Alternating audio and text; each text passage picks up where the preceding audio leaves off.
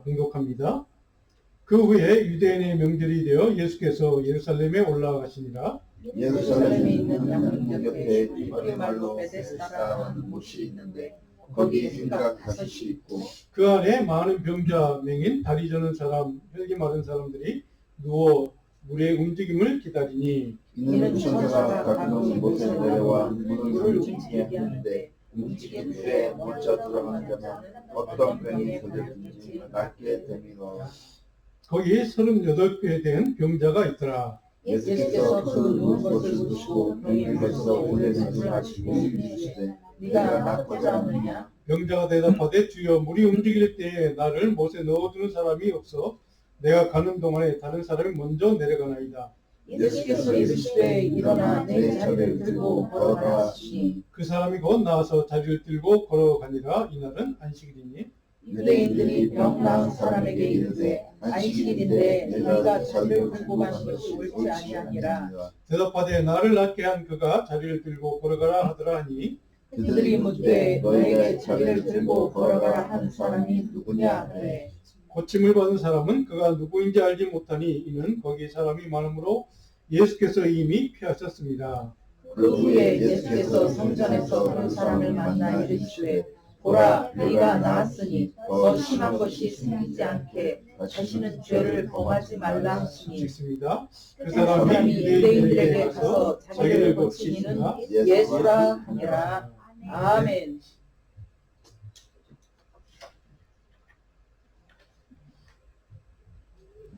자, 스크린 보시면 한 가지 먼저 우리 좀 짤막한 문장 하나 읽고 좀 시작을 하려고 합니다. 오리언 USB라는 분이 쓴 그 설교 집에 보면 이런 내용이 있습니다. 같이 한번 읽어볼까요? 행복한 삶의 비밀은 의무감에서 기뻐하는 것, 의무가 기쁨이 될 때 삶의 무거운 짐들이 축복이 된다. 아멘.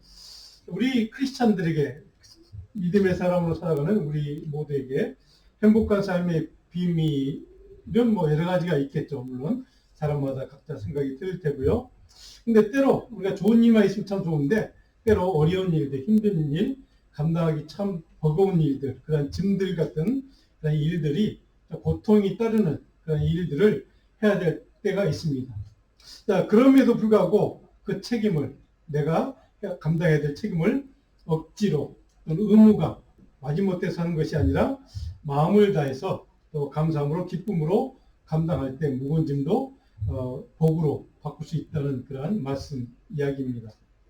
자, 누군가를 우리가 신앙생활을 하며 살아가면서 많은 사람을 만날 때마다 특별히 뭐 그것이 대상이 가족이든 친구든 뭐 이웃 사람이든 전혀 모르는 누군가이든 상관없이 누군가 한 사람을 위해서 마음을 다해서 정성으로 또 기쁨으로 책임지는 삶을 통해서 그 사람을 돕고 또 그 사람을 또 섬기고 또 그 사람을 하나님의 복음 같이 나누고 사랑으로 같이 섬기는 사랑하는 그런 삶을 또 살 때 또 기쁨으로 그런 일들을 감당할 때에 우리는 우리 크리스찬들의 영혼은 마음속에 큰 기쁨이 있고 하나님 주시는 평안, 은혜가 있음을 또 우리가 만족을 누릴 수 있음을 우리는 경험하고 살아갑니다. 자, 그런 삶만 살 수 있으면 참 좋겠는데 이 세상에 우리가 살아가다가 보면 우리 주변에도 여러분 주변에도 많이 있을 것입니다.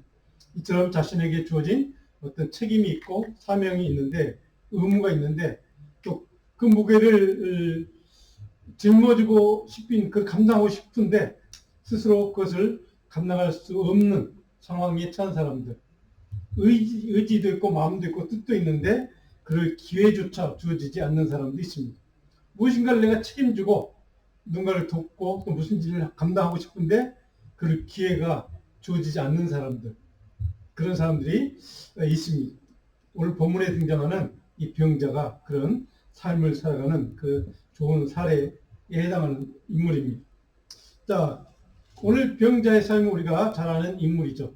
근데 그렇다면 그런 사람은 뭔가를 하고 싶어도 뭔가를 돕고 싶어도 또 뭔가 책임을 지고 싶은 일을 하고 싶은데도 그것을 할 수 있도록 기회조차 주어지지 않는 사람들 그런 사람들 영혼이 그렇게 살아가야만 하는가. 성경에는 많은 사례들을 통해서 우리에게 그렇지 않다. 믿음의 관점에서 전혀 상상하지 못한 것도 누구에게든 어떤 상황에 처한 사람이든 다 가능할 수 있다는 것을 가르쳐주는 사례들이 성경에 보면 참 많습니다. 오늘 본문 주인공이 그 좋은 예에 해당하는 사람입니다. 오늘 본문의 이야기의 배경을 보면 2절에 보니까 히브리 말로 베데스다라고 하는 한 장소, 못이죠, 연못이죠, 등장합니다. 자, 베데스다. 아마 여러분들이 익숙한 이름이죠. 많이 들어온 이름입니다. 이 베데스다라는 이 못의 이름 자체는 두 단어가 합성어, 조합어입니다. 벳이라는 히브리 말로 하우스, 집이라는 뜻입니다. 그리고 헤세드, 하나님의 은혜, 긍휼이라는 뜻입니다. 이 두 가지 단어가 합성해서 베데스다 이렇게 이제 한 단어가 됐는데 지명입니다. 그 베데스다 연못, 예루살렘 성전에 바로 옆에 붙어 있는 연못입니다. 하나님의 긍휼, 하나님의 은혜가 머무는 성태라는 뜻입니다. 자, 그래서 3절에 보니까 그 안에 그러니까 꽤 큰 장소였다는 뜻이죠. 많은 병자들, 다양한 병자들이 그 안에 이제 모여들었다고 성경은 증언해 주고 있습니다. 이유가 뭡니까? 물이 움직일 때, 그 연못에 물이 천사가 가까이 내려와서 그 못이 동할 때, 움직일 때마다 먼저 그것을 들어가는 사람, 그 못에 몸을 퐁당 담고 들어가는 사람은 어떤 병이든 다 낫기 때문에 사람들이 이제 모여들었다 이렇게 설명이 되고 있습니다. 자, 오늘 본문에 보면 우리가 만나는 이 주인공, 인물 5절에 38회 동안 38년 동안이나 병으로 고통당하고 자기 인생을 살아보지 못한 어떤 기회조차 갖지 못한 참 비참한 어떻게 보면 참 억울한 그런 삶을 살아가는 한 주인공입니다. 근데 예수님이 그를 찾아서 만나 주십니다. 예수님이 그에게 다가가서 만나 주셨다는 사실이 중요합니다. 자, 아무도 누구 관심조차 없는 무시하는 따돌림 당하는 소외된 그런 삶을 살았던 평생을 그렇게 살아왔던 이 병자에게 누군가 자기에 가까이 다가와서 먼저 말을 걸어준다는 것, 그 사실 자체가 이 사람에게는 기적일 것입니다. 예수님은 그렇게 행하셨다는 뜻입니다. 그 한 사람에게 그 누구도 그 많은 병자들이나 뭐 보호자들이나 그 많은 사람들이 거기 있었지만 그 누구도 그 한 사람 누구도 관심이 갖지 않았던 그 사람 그에게 예수님만 관심이 갖고 먼저 말을 걸어주셨다는 사실을 우리에게 기록해 주고 있습니다. 예수님이 그에게 묻습니다. 내가 낫고 싶니? 낫고자 하느냐? 7절에 대답합니다. 주님, 내가 38년 동안 병으로 움직이지 못하는 병으로 고통당하다 보니까 저 물이 끓는 기회가 와도 내가 열심히 최선을 다해서 달려가도 나보다 다른 사람이 먼저 달려가서 거기에 몸을 담그고 먼저 치유받고 나에게는 그럴 기회조차 주어지지 않습니다. 나도 정상적으로 살고 싶은데 고침받고 언제나 삶을 살고 그리고 무엇인가 책임지고 누군가를 돕기도 하고 그런 삶을 사람답게 살고 싶은데 내게는 그런 기회조차 주어지지 않습니다. 이 사람 마음에는 불평과 원망이 가득한 상태입니다. 자, 이 사람이 치유받고자 하는 열정도 있습니다. 노력도 합니다. 그런데 기회조차 얻을 수 없는 그런 참 열악한 그 한 인간의 삶으로 치면 참 최악의 조건을 가진 삶을 살아가는 사람. 문제는 그렇게 노력해도 기회조차 얻지 못하는 그런 삶이라는 사실이 참 이 사람을 힘들게 하고 또 고통스럽게 하는 문제였다는 사실이죠. 자, 우리가 세상적인 눈으로 보면 세상의 가치관을 보면 이 사람은 세상의 경쟁에서 나고자 합니다. 그리고 무시당하고 소외당한 삶을 살 수밖에 없는. 자, 세상적으로 눈으로 보면 저 사람은 그냥 나고자야 라고 생각할 수밖에 없는 그런 삶입니다. 그런데 그렇게 자기 자신도 자신의 삶을 포기했고 가족이나 그 주변에 있는 모든 사람들 다 그 사람의 삶을 나고자라고 낙인 찍고 그렇게 생각할 그때 예수님은 그를 만나주셨고 예수를 만난 다음 이 사람의 인생의 대역전의 순간이 찾아오게 된 겁니다. 나고자가 아니라 정상적인 삶을 누릴 수 있는 기회가 드디어 그에게도 찾아왔다는 사실입니다. 도대체 어떻게 그 사람에게 이런 기적이 가능했을까? 오늘 제가 설교할 때 제목을 이렇게 달았습니다. 육체의 질병을 치유받고 또 나고도 그 소외된 삶이었지만 그런 삶을 회복시켜 주시는 주님과의 만남이 있었던 사실입니다. 물론 그 만남은 자기가 원한 만남은 아니었을 겁니다. 간절한 그 마음을 아신 주님이 그를 찾아가서 만나 주셨다는 사실.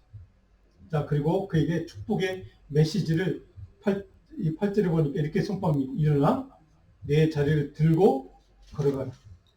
여기 세 가지 중요한 동사가 쓰이고 있습니다.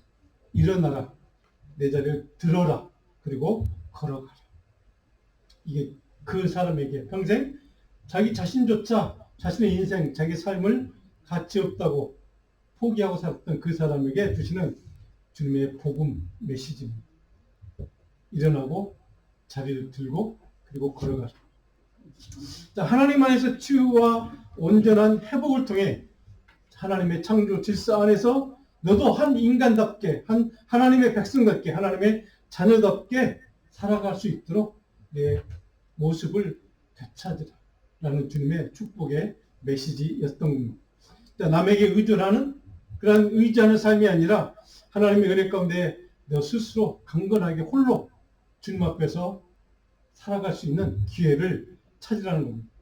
주님과의 만남은 그런 최악의 삶을 바로 완전히 180도 바꾸어서 그 육신을 치유받게 했을 뿐만 아니라 그 정신적인, 영적인 강건함, 온전함까지도 정상적으로 회복시키는 그런 온전한 하나님의 사람의 모습을 다시 찾는 그런 능력이 바로 주님과의 만남에서 시작이 되었다는 사실. 자, 생명이신 예수 그리스도, 생명의 주인이신 예수님, 그분과의 만남을 통해 38년 동안이나 그 오랜 세월 동안 절망하고 소망 없이 자포자기한 인생을 살았던 그 사람, 그러나 그 사람도 하나님의 관점에서 그도 바로 하나님의 형상을 따라 지음받은 하나님의 백성이었다는 사실입니다. 하나님의 자녀였다는 사실. 잃어버렸던 하나님 자녀의 모습을 주님이 찾아가서 만나주시고 그걸 고쳐주시고 온전히 회복시켜주는 이야기. 자, 예수님으로 해서 남들처럼 그의 삶이 온전하고 건강한 삶을 회복하게 된 이야기, 그 스토리가 주님과의 만남으로부터 시작이 됐던 사실이 오늘 이 사람에게 기적이었던 겁니다. 홀로 소외되고 낙오된 삶을 살았던 그 사람이었지만 이제는 은혜와 능력과 생명의 주이신 주님과 동행하는 삶을 살 수 있게 됐다는 사실입니다. 그래서 가족이나 친구나 이웃 누군가를 위해서 자기도 마음을 다해서 자기가 할 수 있는 최선을 다해서 사랑으로 그 사람을 돌보고 긍휼을 같이 나누고 베풀 수 있는 삶을 살 수 있는 그런 기회를 얻게 되었다는 사실입니다. 아마도 그 이전의 삶은 불평불만, 원망으로 가득했던 불행한 삶이었을 것입니다.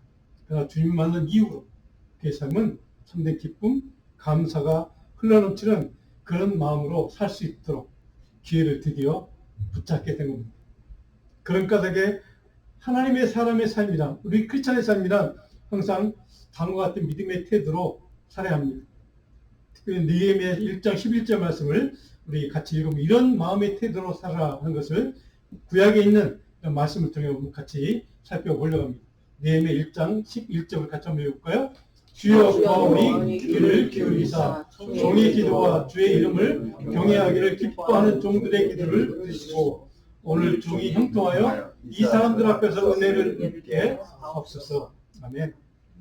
느헤미야처럼 하나님 항상 두려워하고 경외하고 예배하는 삶을 통해 하나님의 도심은 또 하나님의 은혜를 얻고 누리고 또 그런 은혜를 통해 내 삶이 형통한 삶이 되고 또 그 삶을 통해 누군가에게 하나님의 긍휼같이 나누고 그 영혼을 섬기고 그에게 하나님의 그 사랑을 같이 베풀 수 있는 그런 삶을 살 수 있도록 도와달라는 간절한 기도.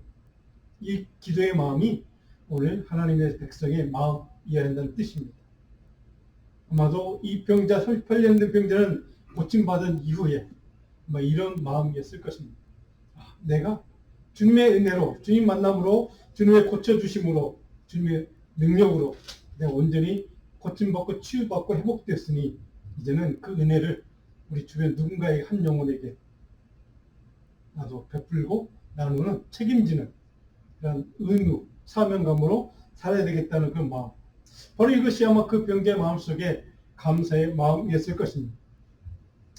자, 근데 이 사건을 통해 예수님이 오늘 이 이야기를 통해 우리에게 주고자 하시는 하나님의 메시지, 주님의 목적, 의도는 그 다음 구절에 묘사되어 있습니다. 우리가 잘 아는 소위 안식일 논쟁이라고 불리는 그런 논쟁, 유대인들과 예수님 사이의 논쟁 가운데 하나입니다. 자, 오늘 설교할 때 두 번째 안식일의 참 의미와 목적은 무엇일까? 예수님이 우리에게 가르쳐 주시는 안식의 참 의미는 무엇일까? 그럴 건 하나님의 자녀의 온전한 치유와 회복과 평안을 주시고자 한다는 거기에 안식일의 목적이 있다는 뜻입니다. 주일의 목적, 바로 거기에 그 목적이 우리를 온전히 치유시켜 주시고 회복시켜 주시고 참된 평안을 주시고자 하는 그 하나님의 뜻. 그 구절에 보면 하나님이 그 사람에게 이렇게 명령하십니다. 그 사람이 곧 나와서 자리를 들고 걸어가니라. 이날은 안식입니다. 자, 주님의 축복 메시지를 듣고 그 사람이 나와서 자리를 들고 걸어갔다. 근데 그날이 어떤 날이라고요? 안식일이었다라고 기록합니다. 10절에 보니까 이 안식일이 왜 중요했던가, 왜 여기에 구절 마지막에 안식일을 꼭 붙여야 됐을까, 기록해야 됐을까? 10절에 보니까 그 이유가 유대인들은 야, 이 안식일인데 네가 자리를 들고 가는 것이 옳지 않다. 네가 자리를 들고 걸어가는 것이, 그 자리를 드는 것, 그것이 안식일을 범한 죄라는 겁니다. 그래서 그것이 옳지 않아. 그 율법에 어긋난 일이야. 그러면 안 돼. 네가 고침 받았다고 네 모든 자리를 두고 일어나? 그러면 안 되는 거야. 라고 그들은 생각했다는 것이죠. 이 자리를 들었다라는 동사, 그의 삶을 꼼짝 못하게 올감이었던 질병의 문제, 절망의 문제, 많은 사람들로부터 소외당하는 외로움의 문제, 이 모든 과거의 그 모든 삶을 짓눌렀던 악한 것들, 그런 것들을 다 제거한다는 뜻입니다. 그리고 과거의 삶을 옥감했던 모든 부정적인 것들, 그의 삶을 짓눌렀던 그런 악한 것들, 그 모든 것들을 다 제거한다는 그런 의미에서 일어난다는 뜻입니다. 들고 일어난다. 그래서 그런 의미에서 바로 과거의 모든 부정적인 것, 악한 것들을 바로 어둠의 세력, 사단의 세력이 주었던, 영향을 미쳤던 그 모든 어둠의 생각들을 다 떨쳐내는 것을 뜻합니다. 그래서 여기에 일어나는, 들고 일어나는 것. 그 다음 마지막 동사는 뭡니까? 걸어가라. 자, 이 걸어가라는 단어 여러분 꼭 좀 주목해야 됩니다. 굉장히 주목해야 될 가치가 있는 중요한 단어입니다. 걸어간다는 말 헬라 말로 바로 이 시제가 뭐냐면 임퍼펙트라고 해서 미완료형이라고 합니다. 미완료.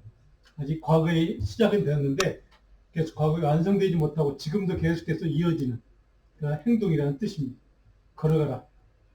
내 모든 것을 다 부정한 것 다 떨쳐버리고 들고 제거하고 하나님의 백성답게, 하나님의 형상을 닮은 그런 인간답게, 하나님의 자녀답게 내 삶의 길을, 하나님의 은혜를 나누는 삶을, 하나님의 복된 삶을, 하나님 자녀로서 하나님의 말씀에 순종하는 삶을 계속해서 주님 오실 때까지 그 길을, 그 믿음의 길을 살아가라는 뜻입니다.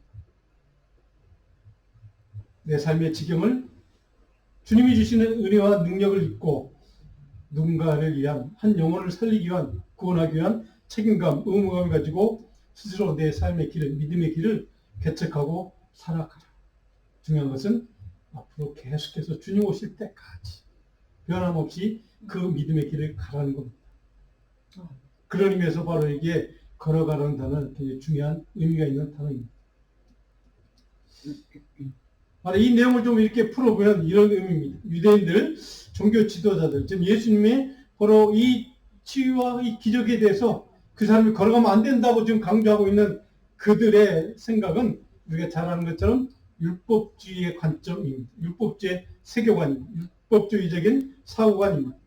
그들의 시각, 이 율법주의의 관점은 하나님의 긍휼이나 하나님의 은혜에 대한 관점에 대해서는 그런 하나님의 은혜에 대한 생각에 대해서는 전혀 관심이 없는 사람.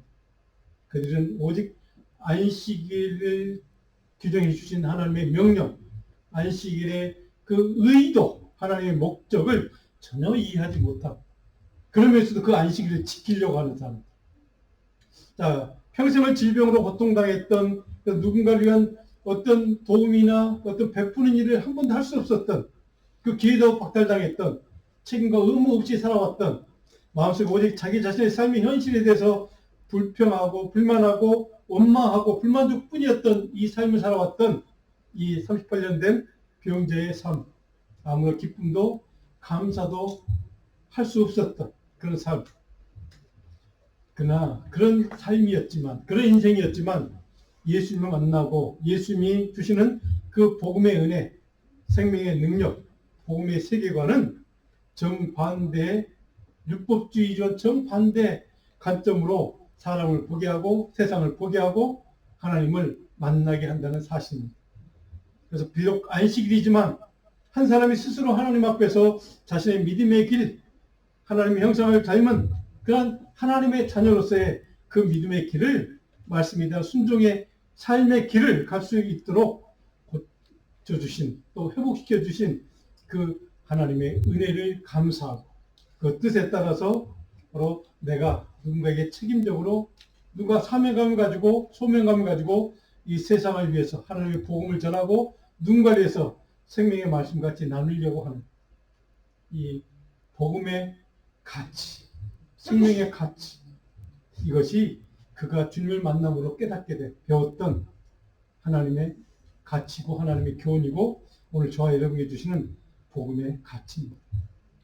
예수를 만나는 그가 내 삶을 얽고 메웠던, 그동안 내 삶을 짓눌렀던 그 전통, 율법이라는 관습, 그 모든 것을 다 제거하고 털어버리고 내 삶의 길, 믿음의 길을 스스로 걸어가라. 이 주님의 말씀, 이 주님의 축복의 메시지, 바로 이 메시지를 들었던 이 병자의 인생은 그 이후로 전혀 반대되는 삶의 길을 걸어가게 되는 겁니다. 어떻게 해요? 하나님의 사람으로 내가 누렸던 그 주님의 은혜, 능력, 그것을, 축복을 누군가에게 같이 나눌 수 있는, 베풀 수 있는 그런 하나님의 책임 있는 사람으로, 믿음의 책임적인 사람으로 이렇게 살아갈 수 있는 그런 하나님의 사람, 믿음의 자녀, 그리스도의 사람으로 참된 감사와 기쁨을 누리고 살아가는 삶이 되었다는 사실. 자, 이것이 그가 오늘 누렸던, 그가 받게 됐던, 주님으로부터 받게 된 놀라운 축복의 기적입니다. 물론 전제 조건은 하나님의 말씀에 철저하게 순종하며 사는 그 믿음이 전제 조건입니다. 그 믿음에 따라 내가 순종하고 그 믿음에 따라 내가 누군가를 사랑하고 섬길 수 있는 그런 기회를 얻을 수 있다는 것. 그것만으로도 이 사람은 참 감사했을 것입니다. 그것만으로도 그 사람은 참 기뻐했을 것입니다. 여기 우리는 예수님의 복음적인 관점, 하나님 그리스도 중심의 세계관과 유대계 종교 지도자, 종교인들의 율법적인 인간 중심의 세계관 사이에 갈등과 대립을 우리는 여기서 발견하게 됩니다. 오늘 그 대립 가운데 두 전혀 정반대는 세계관 가운데 이 38년 된 병자를 치유했던 세계관, 그것은 복음 세계관입니다. 그리스도의 세계관입니다. 하나님의 말씀이라고 하는 세계관이었습니다. 그리고 그 은혜를, 복음적인 축복의 은혜를 그는 누리고 얻었고 새로운 삶을 살게 되었다는 사실입니다. 자, 그런데 13절에 보면 중요한 구절이 하나 기록되어 있습니다. 13절에 이 사람, 고침받은 사람은 그가, 자기를 고쳐준 사람이, 예수님이 누구인지 알지 못했다. 우리가 생각하면, 내가 성경 기록자라면, 내가 요한이라면 좀 그럴싸하게 포장해서 이 사람이, 그 사람이 하나님의 아들이었어. 위대한 분이야. 정말 대단한 능력 하나님 자신이었어. 라고 고백하고 하나님 주님을 더 영광스럽게 높일 수도 있을 텐데, 오늘 요한은 그렇게 기억하지 않습니다. 그가 누구인지도 몰랐다. 근데 고침받았다. 하나님 나라 세계관, 복음주의적 세계관을 아직 이해하지 못한 상태라는 것을 뜻합니다. 그럼에도 불구하고 요한은 왜 이 사람을 그렇게 표현했을까? 보다 믿음이 큰 사람으로 묘사해서 더 그럴싸하게 또 포장도 할 수 있었을 텐데 왜 그렇게 하지 않았을까? 이게 주님이 우리에게 주고 싶은 귀한 영적인 뜻, 교훈이 있습니다.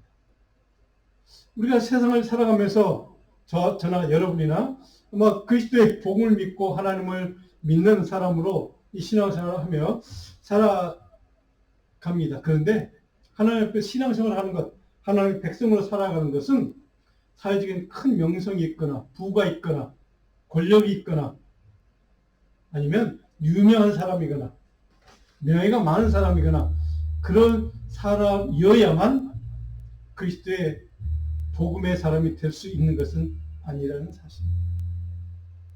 대단한 믿음이 있고 정말 나보다 특별한 특출난 믿음이 없는 사람도 그리스도를 만날 수 있고 주님의 복음을 만날 수 있고 그래서 그 때문에 온전한 하나님의 사람으로 치유받고 회복될 수 있다는 사실입니다. 대단한 거창한 믿음의 또 영적인 능력이 있어서 우리가 믿음의 사람으로 살아갈 수 있는 것은 결코 아니라는 사실입니다. 영적인 능력이나 믿음의 깊이나 크기가 뭐 남들보다 크게 뛰어나거나 탁월하거나 뭐 그렇게 하지 않고 부족할지라도 세상에 어떤 큰 명예나 권력이나 돈이 없을지라도 그래서 세상 사람들의 큰 영향력을 미치는 사람이 아닐지라도 눈에 띄지 않지만 자기 삶의 그 자리에서 조용히 묵묵히 하나님의 말씀 또 하나님의 성령의 능력을 통로해 주시는 놀라운 하나님의 은혜를 누리고 감사하고 기뻐하는 삶을 사는 사람. 저 여러분같이 묵묵하게 눈 가리게 하나님의 은혜를 같이 나누고 섬기고 사랑할 수 있고 전심으로 주님의 복음을 생명의 은혜를 같이 나눌 수 있는 그래서 신실하게 하나님의 사람으로 살아가는 그 사람도 하나님의 백성답게 하나님의 은혜를 입은 자답게 살아갈 수 있다는 사실입니다. 저는 여기에 큰 힘을 얻습니다. 별볼일 없는 그런 삶이지만 그런 삶을 살아갈 수밖에 없는 그런 존재이긴 하지만 그럼에도 불구하고 주님이 주신 참된 기쁨과 감사와 행복을 누리는 복된 삶이 중요하다는 사실을 오늘 주님은 우리에게 가르쳐주고 싶은 겁니다. 내가 특별한 사람이 아니어도 돼. 대단한 사람이 아니어도 돼. 평범한 사람, 부족한 사람, 모자란 사람이어도 돼.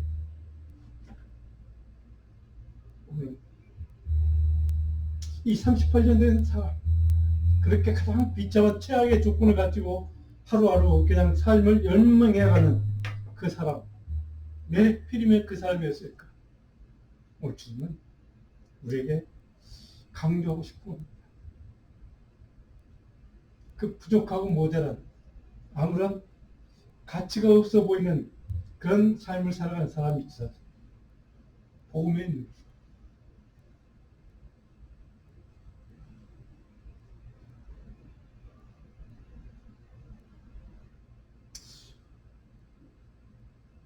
우리가 신앙생활하면서 만나는 사람은 누구든 그런 복음의 눈, 주님의 눈, 하나님의 시각 바라보는 삶, 또 그렇게 살아가는 삶이 중요하다. 주님 보시기에는 그것이 그 무엇보다 중요한 가치가 있는 삶입니다.